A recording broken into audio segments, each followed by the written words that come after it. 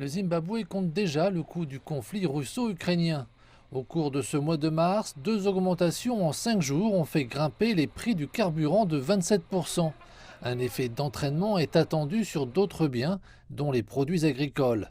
Cela affectera négativement la viabilité des agriculteurs. Les impacts de la chaîne d'approvisionnement pourraient également anéantir les plans pour la saison à venir. Russia is a major supplier of fertilizer as well.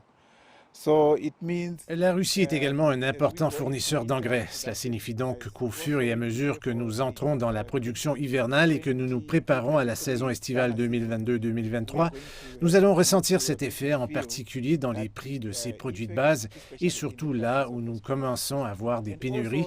Cela a également un impact sur l'agriculture. shortages, it also impacts then agriculture. La production agricole qui avait rebondi en 2021 est menacée cette année.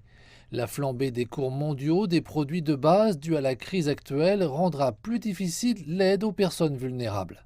With the late onset of rains, we've got mid-season Il y a drought. eu des pluies tardives, une sécheresse de mi-saison. Nous allons perdre une part importante de notre récolte.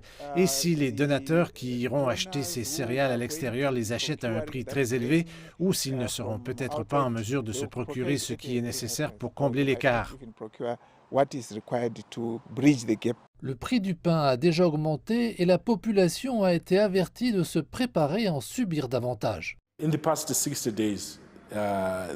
Au cours des 60 derniers jours, le blé importé est passé d'environ 465 $, arrivé à Harare, à environ 685 $ la tonne.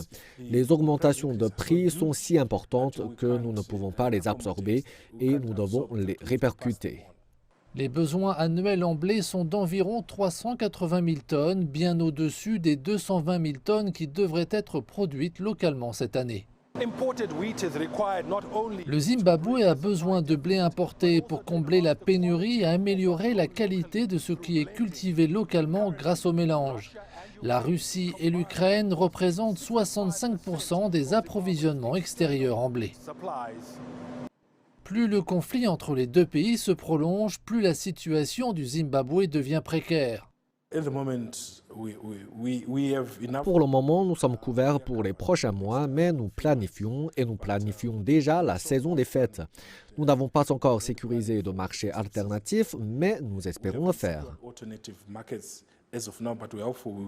Le Zimbabwe pourrait importer du blé d'Amérique du Nord, mais à des prix nettement plus élevés.